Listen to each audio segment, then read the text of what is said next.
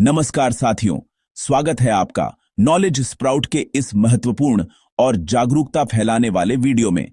आज हम एक ऐसे विषय पर बात करने जा रहे हैं जो न सिर्फ लाखों युवाओं के भविष्य से जुड़ा है, बल्कि पूरे देश की प्रगति और व्यवस्था पर भी असर डालता है। रेलवे रिफॉर्म 2025 ये शब्द इन दिनों हर रेलवे परीक्षा अभ्यर्थी की जुबान पर है।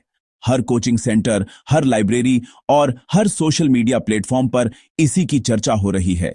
लेकिन ये सिर्फ एक शब्द नहीं, बल्कि लाखों छात्रों की उम्मीद, उनकी मेहनत और उनका भविष्य जुड़ा हुआ है। इन छात्रों ने सालों तक कठिन परिश्रम किया है, अपने सपनों को साकार करने के लिए दिन रात एक किया है। फिर भी हालात ऐसे बने कि इन युवाओं को अपने अधिकारों के लिए सड़कों पर उतरना पड़ा, अपनी आवाज बुलंद करनी पड़ी, सोशल मीडिया पर आंदोलन शुरू करना पड़ा, ताकि उनकी समस्याएं और मांगें देश के हर कोने तक पहुंच सकें। ट्विटर, फेसबुक, इंस्टाग्राम पर ई रेलवे रिफॉर्म 2025 ट्रेंड करने लगा और लाखों लोगों ने इस मुहिम को समर्थन दिया। आखिर ऐसा क्या हुआ कि रेलवे परीक्षा प्रणाली में इतनी दिक्कतें आईं? क्यों बार बार एग्जाम डेट्स टलती रहीं, रिजल्ट्स में देरी हुई और चयन प्रक्रिया में पारदर्शिता की कमी महसूस हुई? इस वीडियो में हम इन सभी सवालों के जवाब ढूंढेंगे और जानेंगे कि रेलवे रिफॉर्म 2025 क्यों एक उम्मीद और एक आंदोलन बन गया है। ग्रुप डी और एनटीपीसी जैसी सरकारी भर्ती परीक्षाओं के नोटिफिकेशन तो हर साल जारी होते हैं और लाखों छात्र इनका बेसब्री से इंतजार करते हैं। सरकारी नौकरी की चाहत में छात्र दिन रात मेहनत करते हैं, कोचिंग क्लासेस जाते हैं और हर अपडेट पर नजर रखते हैं। लेकिन जब परीक्षा की तारीखें घोषित नहीं होती या परीक्षा और रिजल्ट आने में 1-2 साल, कभी-कभी उससे भी ज्यादा समय लग जाता है, तो छात्रों की उम्मीदें टूटने लगती हैं। कई बार तो परीक्षा की प्रक्रिया इतनी लंबी हो जाती है कि छात्र मानसिक तनाव में आ जाते हैं। कई अभ्यर्थी 4-5 साल से सिर्फ एक भर्ती का इंतजार कर रहे हैं। इस दौरान वे अपनी पढ़ाई, करियर और निजी जीवन को भी दांव पर लगा देते हैं, क्योंकि सरकारी नौकरी की उम्मीद में वे दूसरी संभावनाओं को छोड़ देते हैं। सबसे बड़ी चिंता यह है कि इस देरी के कारण कई छात्रों की उम्र सीमा निकल जाती है और वो अगली भर्ती के योग्य नहीं रह जाते। कई बार तो छात्र सिर्फ 1 या 2 साल से उम्र सीमा पार कर जाते हैं, जिससे उनका सपना अधूरा रह जाता है। कट ऑफ कैसे तय होती है? यह सवाल हर छात्र के मन में रहता है। कई बार कट ऑफ अचानक बहुत ज्यादा या बहुत कम हो जाती है, जिससे छात्रों को लगता है कि चयन प्रक्रिया पारदर्शी नहीं है। सीबीटी में किसे बुलाया जाएगा, किसका नाम लिस्ट में आएगा, यह भी साफ नहीं होता। कई बार योग्य छात्र सिर्फ 1-2 नंबर से बाहर हो जाते हैं और उन्हें समझ नहीं आता कि गलती कहां हुई। नॉर्मलाइजेशन किस आधार पर किया गया? अलग अलग शिफ्ट में परीक्षा देने वाले छात्रों के नंबर कैसे बराबर किए गए? यह प्रक्रिया छात्रों के लिए हमेशा एक रहस्य बनी रहती है। इन सभी सवालों के जवाब आधिकारिक वेबसाइट पर स्पष्ट नहीं मिलते। छात्र घंटों वेबसाइट खंगालते हैं, लेकिन उन्हें संतोषजनक जानकारी नहीं मिलती, जिससे उनकी चिंता और बढ़ जाती है। परीक्षा अलग अलग शिफ्ट में होती है, लेकिन नॉर्मलाइजेशन के कारण मेरिट लिस्ट पूरी तरह बदल जाती है। कई बार एक ही परीक्षा में अलग अलग शिफ्ट के छात्रों के नंबरों में बड़ा अंतर आ जाता है। कई बार कम नंबर वाले चयनित हो जाते हैं और ज्यादा अंक वालों को बाहर कर दिया जाता है। इससे छात्रों को लगता है कि मेहनत का सही मूल्यांकन नहीं हो रहा।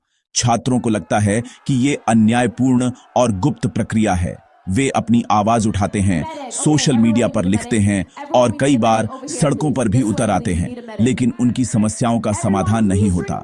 सीबीटी 1, सीबीटी 2, पीट, टाइपिंग, डॉक्यूमेंट वेरिफिकेशन, इतनी सारी स्टेज। हर स्टेज के बाद नई चिंता, नया इंतजार। हर बार लगता है कि अब रिजल्ट आएगा, लेकिन फिर कोई न कोई तकनीकी या प्रशासनिक कारण सामने आ जाता है। हर चरण में लंबा अंतराल, कई बार 6-8 महीने तक का इंतजार। इस दौरान छात्र न तो आगे बढ़ पाते हैं, न ही पीछे हट सकते हैं। उनका पूरा भविष्य अधर में लटक जाता है। कुछ राज्यों में परीक्षा से पहले ही पेपर सोशल मीडिया पर लीक हो जाता है।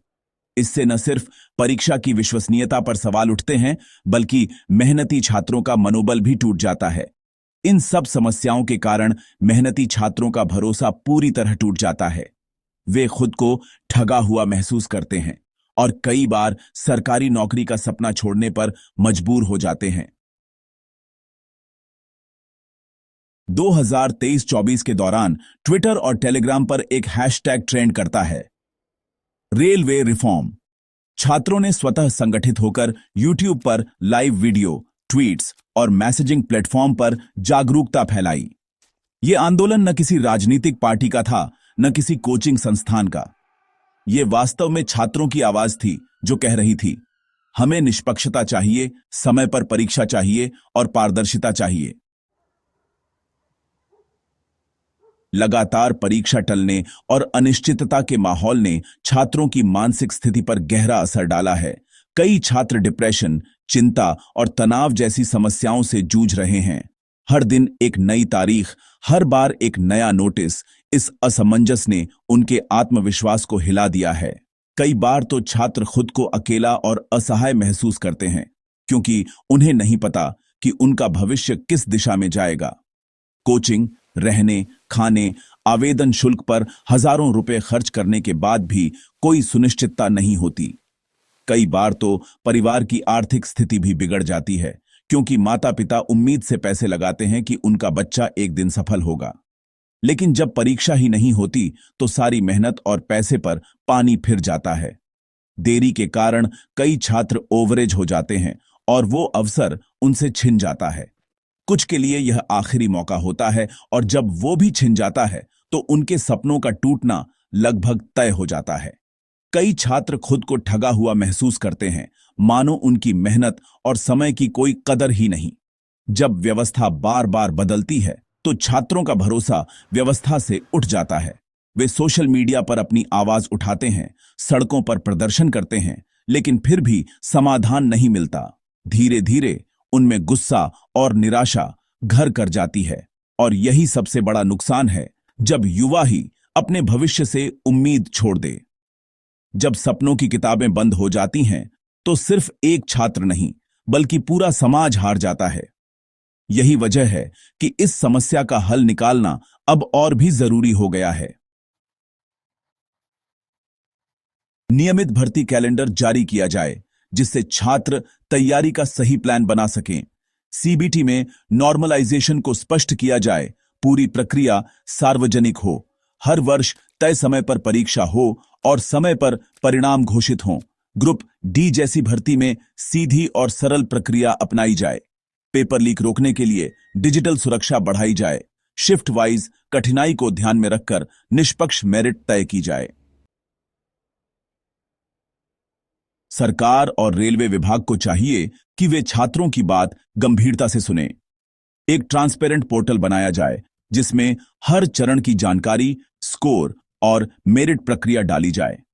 छात्रों को आरटीआई और जन सुनवाई जैसे माध्यमों से भी अपनी बात पहुंचानी चाहिए।